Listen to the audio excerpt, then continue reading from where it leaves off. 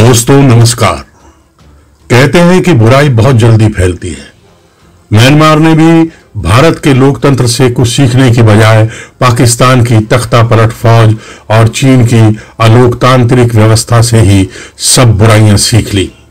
वहां 48 साल से भी ज्यादा फौज ने शासन पर कब्जा करके रखा। कुछ समय के लिए लोकतंत्र आया, मगर 2011 में उसे भी पलट दिया गया।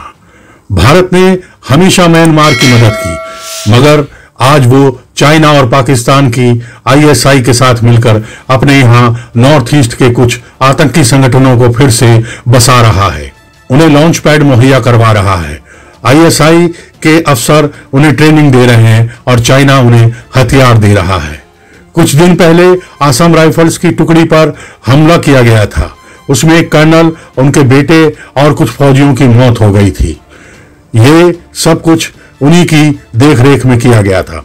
भारत को अब इस मुल्क से कड़ाई से निपटना होगा, वरना चीन और पाकिस्तान इसे भारत के लिए एक बड़ा नासूर बना देंगे। उसने अपने यहां उठने वाली हर लोकतांत्रिक आवाज को दबा दिया है। भारतीय विदेश मंत्रालय के श्री बागची ने आंग सान सू की गिरफ्तारी पर अपनी चिंता दिखाई है। इसके अलावा आतंकवादियों पर कोई कठोर बयान अब तक भारत ने नहीं दिया है। एक तरफ हम वहां के एहसान फरामोश रोहिंग्याओं का बोझ ढो रहे हैं, तो दूसरी तरफ म्यांमार हमारे ही खिलाफ चाल चल रहा है। म्यांमार ने लोकतंत्र का गला पूरी तरह से घोंट दिया है। वहां की फौज के प्रभाव वाली अदालत ने नोबेल प्राइज विनर और म्यांमार की लोकतांत्रिक समर्थित नेता आंग सान सू की को 4 साल की सजा सुनाई है। सू की पर आरोप है कि उन्होंने सेना के खिलाफ असंतोष को भड़काया था। म्यांमार में सेना द्वारा तख्ता पलट के बाद आंग सान सू की इस 1 फरवरी 2021 से ही सेना की हिरासत में है।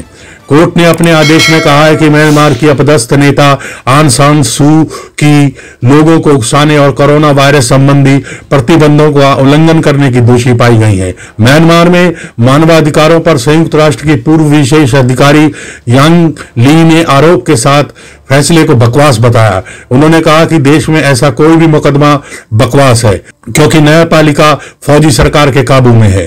लोकतंत्र का दीप जलाने वाली नोबेल प्राइज विजेता सम्मानित नेता आंग सान सू की ने दिल्ली में रहकर लेडी श्री राम से पढ़ाई की थी, इसीलिए उनमें लोकतंत्र की अच्छाइयां सम्मानित हैं। दरअसल म्यांमार में इसी साल फरवरी में सू की सरकार पलटकर सेना ने कब्जा कर लिया था। तख्ता पलट किए जाने के बाद से ही सेना अपना क्रूर रूप दिखा रही है।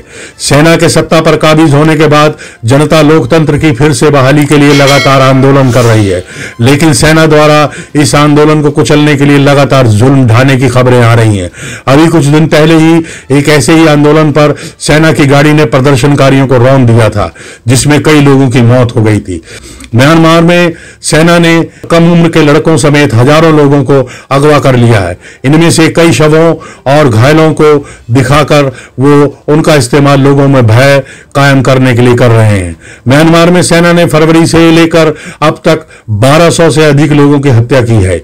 इनमें से करीब 131 लोगों को यातनाएं देकर मारा गया है। एक भिक्षु को अपमानित करते हुए एक मेंढक की तरह चलने पर मजबूर किया गया।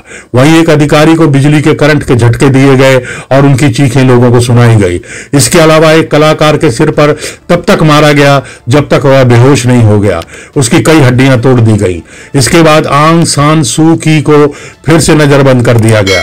इससे पहले भी आंग सान सू की ने लोकतंत्र की बहाली के लिए अपने लंबे संघर्ष के दौरान 15 साल नजरबंदी में बिताए थे। सेना द्वारा सू की के खिलाफ कई मुकदमे चलाए जा रहे हैं। इन्हीं मुकदमों में से अब तक सिर्फ एक मामले में ही म्यांमार की नेता को यह सजा मिली है।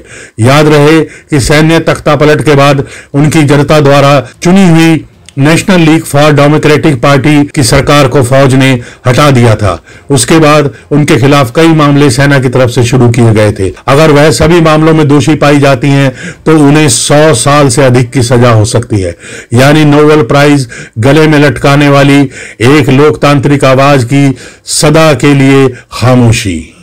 सूकी के खिलाफ मामलों को व्यापक रूप से उन्हें बदनाम करने और अगले चुनाव में भाग लेने से रोकने के लिए एक साजिश के रूप में भी देखा जा रहा है, ताकि फौज अपनी कठपुतली सरकार वहां पर बिठा सके, जैसा कि पाकिस्तान में हुआ है। पाकिस्तान और चीन अपनी वैचारिक गंदगी हर तरह फैलाने में लगे हुए हैं। भारत को अभी से ही सचेत होकर कड़े कदम उठाने चाहिए, वरना उत्तर पूर्व के राज्य आतंक की आग में धंस सकते हैं। तो दोस्तों, हर चीज पर नजर बनाए रखिए, हर घटना पर नजर बनाए रखिए, हर स्थिति पर नजर बनाए रखिए।